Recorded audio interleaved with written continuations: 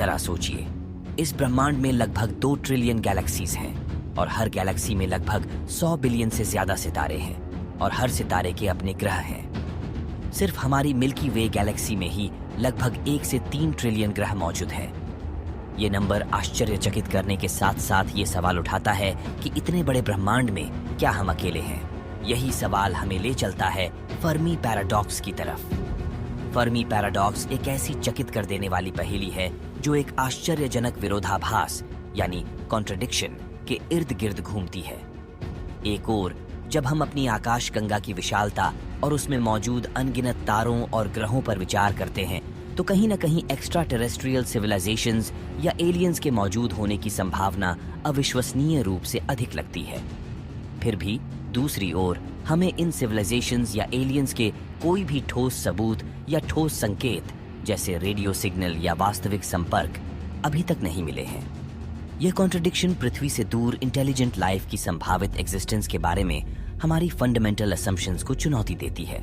इस कॉन्ट्रडिक्शन या विरोधाभास का नाम प्रसिद्ध फिजिसिस्ट एनरिको फर्मी के नाम पर रखा गया है, जिन्होंने एक बातचीत के दौरान प्रसिद्ध रूप से एक मार्मिक प्रश्न पूछा था, वेयर इज एवरीबॉडी?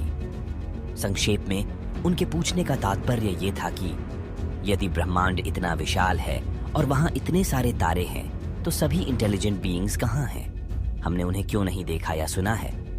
तब से यह सरल लेकिन गहन प्रश्न फर्मी पैराडॉक्स के नाम से जाना जाता है। दरअसल अगर देखा जाए तो ये सवाल सिर्फ फर्मी का ही नहीं बल्कि हम में से काफी लोगों का है।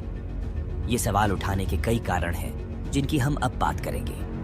इसका सबसे महत्वपूर्ण कारण है एक्स्ट्रा टेरेस्ट्रियल सिविलाइजेशंस की हाई प्रोबेबिलिटी। चलिए इसे विस्तार से समझते हैं। अकेले हमारी मिल्की वे गैलेक्सी में ही अनुमानित 100 से 400 अरब सितारे हैं। इनमें से प्रत्येक सितारे में अपने स्वयं का प्लैनेटरी सिस्टम रखने की क्षमता है। जब आप सितारों की इस विशाल संख्या को ब्रह्मांड में सैकड़ों अरब गैलेक्सीज की संख्या से मल्टीप्लाई करते हैं तो आपको सितारों और ग्रहों की एक आश्चर्यजनक संख्या मिलती है। इनमें से जो ग्रह सौर मंडल के बाहर दूसरे सितारों का चक्कर काटते हैं उन्हें हम एक्सोप्लैनेट्स कहते हैं। इन सब एक्सोप्लैनेट्स की इतनी बड़ी संख्या में जीवन की मौजूदगी बहुत संभावित सी बात लगती है। अगर आपने हमारा एक्सोप्लैनेट्स पर वीडियो अभी तक नहीं देखा है तो उसे एक बार जरूर देखें। खैर, हम अपनी इस वीडियो पर वापस आते हैं। ये एक्सोप्लैनेट्स अलग अलग तत्वों से बने हो सकते हैं और इनमें से बहुत सारे ग्रह लाइफ कंडीशंस के लिए एकदम सटीक एनवायरनमेंट प्रदान करते हैं। इसके अलावा बहुत सारे एक्सोप्लैनेट्स अपने सितारे के गोल्डीलॉक्स जोन में स्थित हैं।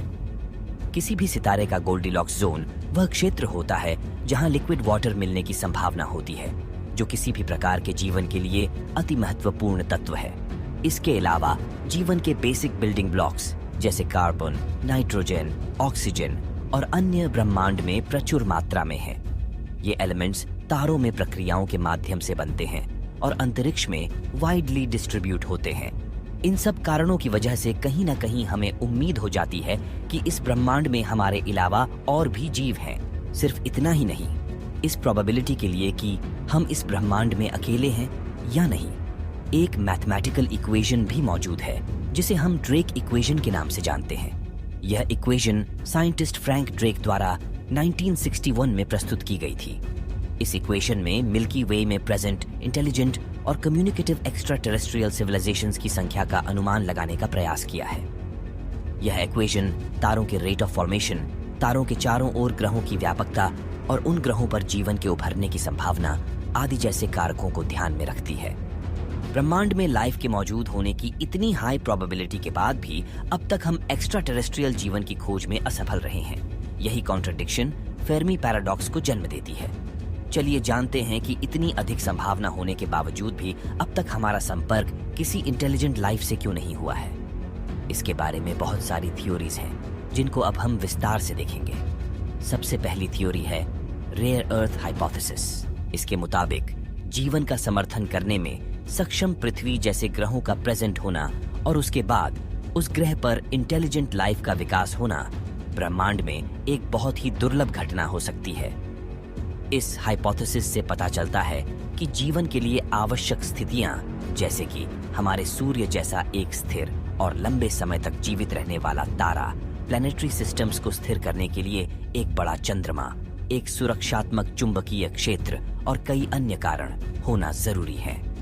संक्षेप में अगर कहा जाए तो हमारी पृथ्वी एनवायरमेंटल फैक्टर्स और एवोल्यूशनरी हिस्ट्री के जटिल संतुलन के साथ इस ब्रह्मांड में एक ऐसी रेयर एग्जाम्पल हो सकती है जिसके जैसी स्थिति शायद ही ब्रह्मांड में किसी और ग्रह पर हो। यह हाइपोथेसिस फर्मी पैराडॉक्स के लिए एक पॉसिबल एक्सप्लेनेशन प्रदान करती है, क्योंकि इसका तात्पर्य है कि इंटेलिजेंट लाइफ के विकास के लिए आवश्यक परिस्थितियां ब्रह्मांडीय पैमाने पर अत्यधिक दुर्लभ हो सकती हैं। अगली थ्योरी है ग्रेट फिल्टर थ्योरी। इसके मुताबिक अब तक हमें किसी बुद्धिमान जीवन का संकेत इसलिए नहीं मिला है क्योंकि एक महत्वपूर्ण बाधा या फिल्टर हो सकता है जो अधिकांश सिविलाइजेशंस को उस पॉइंट तक आगे बढ़ने से रोकता है जहां वे अपने होम प्लैनेट से परे संचार या यात्रा कर सकते हैं। विचार यह है कि किसी सभ्यता के विकास में किसी पॉइंट पर एक चुनौतीपूर्ण बाधा या चुनौतियों का समूह मौजूद होता है जो इतना विकराल होता है कि अधिकांश समाज उनसे पार पाने में विफल हो जाते हैं। ये बाधाएं विभिन्न रूप ले सकती हैं, जैसे self destructive tendencies, technological limitations या विनाशकारी प्राकृतिक घटनाएं, जैसी कि धरती पर से डायनासोर की विलुप्ति।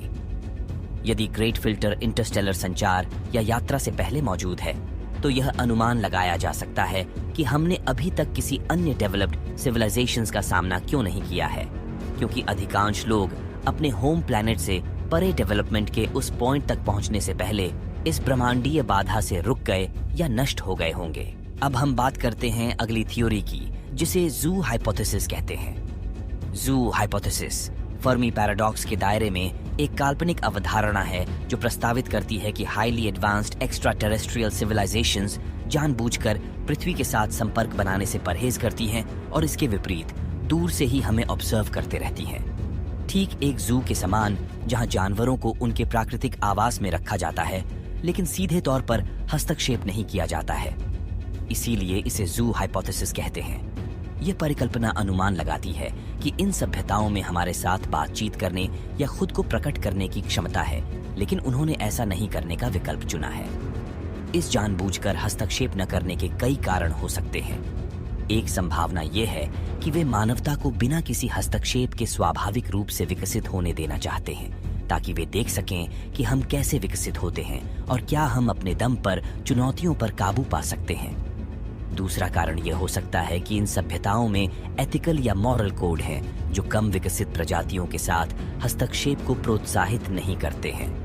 इसके अलावा हो सकता है वे सीधे संपर्क से होने वाले संभावित नुकसान या नकारात्मक परिणामों से हमारी रक्षा करना चाहते हैं। संक्षेप में, ज़ू हाइपोथेसिस से पता चलता है कि पृथ्वी और उसके निवासियों का अवलोकन किया जा रहा है, लेकिन वे ऐसा क्यों कर रहे हैं, इसका कारण सिर्फ वे ही जानते हैं।